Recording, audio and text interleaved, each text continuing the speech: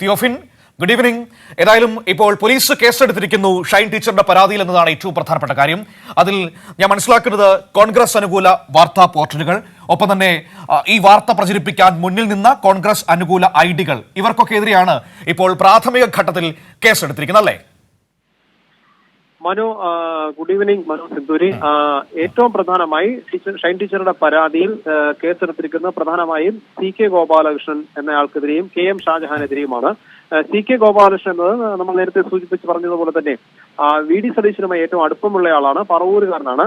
കിടാമംഗലം ഗോപാലകൃഷ്ണൻ എന്ന പേരിൽ ഒരു ഫേസ്ബുക്ക് പേജ് ഉണ്ട്. ഈ ഫേസ്ബുക്ക് പ്രൊഫൈലിന്റെ ഉടമ CK ഗോപാലകൃഷ്ണനാണ്.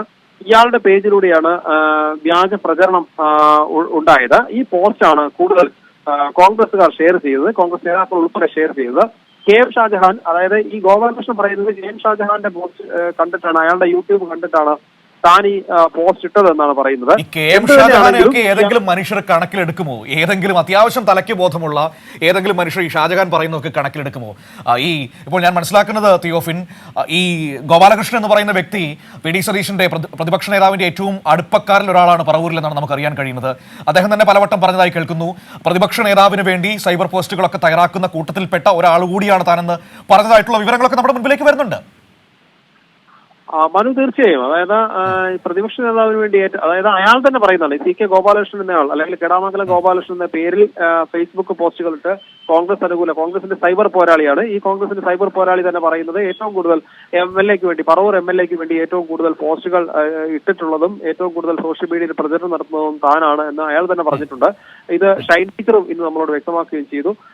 ഒപ്പം KM ഷാജഹാൻ തന്റെ പ്രതിപക്ഷം എന്ന് പേരിട്ടിരിക്കുന്ന യൂട്യൂബ് ചാനലുണ്ട്. ഈ യൂട്യൂബ് ചാനലിലൂടെയാണ് ഏറ്റവും അപകീർത്തികരമായ, ഏറ്റവും മോശമായ രീതിയിലുള്ള പരാമർശം നടത്തിയത്. ഈ പരാമർശത്തിന്റെ ചൂട് പിടിച്ചാണ് CK ഗോപാലകൃഷ്ണൻ ഫേസ്ബുക്ക് പോസ്റ്റ് ഇട്ടതെന്നാണ് CK ഗോപാലകൃഷ്ണൻ പറയുന്നത്. എന്തായാലും പറവൂരിൽ ആദ്യം ശ്രദ്ധയിൽപ്പെട്ടത് ഈ ഗോപാലകൃഷ്ണന്റെ പോസ്റ്റാണ്. ഇതിൽ നിന്ന് ഈ പോസ്റ്റിലുള്ള വിവരങ്ങൾ എടുത്ത് ഒരു പത്രം, പേരും നാളുമൊന്നുമില്ലാതെ പത്രം ഒരു കോളത്തിൽ, മഞ്ഞ കോളത്തിൽ അച്ചടിക്കുകയും ചെയ്തു.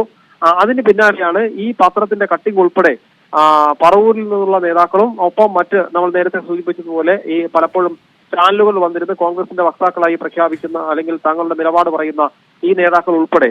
എന്നാൽ എന്ത് തന്നെയാണെങ്കിലും ഈ വാർത്തയിൽ അല്ലെങ്കിൽ ഇവർ പറയുന്ന ഈ പ്രചരിപ്പിക്കുന്ന പോസ്റ്റിൽ എന്താണ് പറയുന്നത് എന്ന് നോക്കി വേണ്ടേ അത് ചെയ്യേണ്ടതെന്നുള്ള ഒരു ചോദ്യം ബാക്കി നിൽക്കുന്നു. എന്തായാലും ഇതൊന്നും നോക്കാതെ ഫേസ്ബുക്കിലും ഇൻസ്റ്റാഗ്രാമിലും വാട്സാപ്പിലും ഒക്കെ ഇത്തരത്തിലുള്ള അപകീർത്തികരമായ പരാമർശങ്ങൾ ഇത് പ്രചരിപ്പിക്കുകയും ചെയ്തു. ഒപ്പം കോൺഗ്രസ് അനുകൂല യൂട്യൂബ് ചാനലുകൾ, ആ യൂട്യൂബ് ചാനലുകളിലൂടെ ചില വാർത്തകൾ ഈ പോസ്റ്റ് ഉപയോഗിച്ച് പ്രചരിപ്പിക്കുകയും ചെയ്തു. ഇതിലാണ് ഷൈൻ ടീച്ചറുടെ കുടുംബവും പരാതി നൽകിയിട്ടുള്ളത്. ടീച്ചർ നൽകിയ പരാതിയിൽ ഇന്നലെയാണ് മുഖ്യമന്ത്രിക്കും DGP-ക്കും ഒപ്പം വനിതാ കമ്മീഷൻ പരാതി നൽകിയത്. ഈ പരാതിയുടെ തുടർച്ചയായി ഈ പരാതി കൊച്ചിയിലെ റൂറൽ സൈബർ പോലീസിന് കൈമാറുകയായിരുന്നു. റൂറൽ സൈബർ പോലീസിന്റെ നേതൃത്വത്തിൽ കേസെടുത്തു.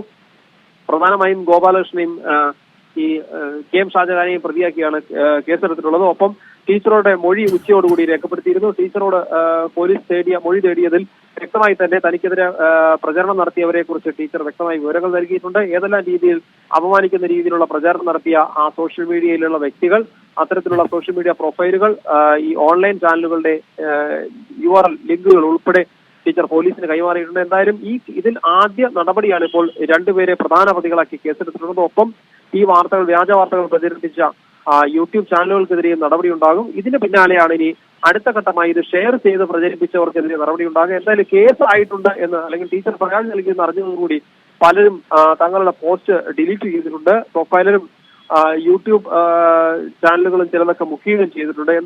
എന്നാൽ ഈ പരാതി നൽകിയതിനു ശേഷം മറ്റൊരു യൂട്യൂബ് ചാനൽ, അത് മലപ്പുറത്ത് നിന്നാണ് നമുക്കറിയാൻ കഴിയുന്നത്, അങ്ങനെ ഒരാൾ സോഷ്യൽ മീഡിയയുടെ വീണ്ടും പ്രചരണം നടത്തിയിട്ടുണ്ട്. പോലീസിനെ പോലും വെല്ലുവിളിക്കുന്ന രീതിയിലുള്ളൊരു പ്രചരണം വന്നിട്ടുണ്ടെന്നാണ് അറിയുന്നത്. എന്തായാലും ഇതിലും പോലീസിന് നടപടി ഉണ്ടാകും. വളരെ വേഗം തന്നെ ഇതുമായി ബന്ധപ്പെട്ട കാര്യങ്ങളുമായി പോലീസ് മുന്നോട്ട് നീങ്ങും. ആദ്യഘട്ട നടപടികൾക്ക് പിന്നാലെ അടുത്ത ഘട്ടമായി ഷെയർ ചെയ്തവർക്കെതിരെയും നടപടികൾ ഉണ്ടാകും എന്നതാണ് വ്യക്തമാവുന്നത്. മനു. Okay, thank you. തിയോഫിനാണ് ഈ സമഗ്രമായ വിവരങ്ങൾ നൽകിയത്.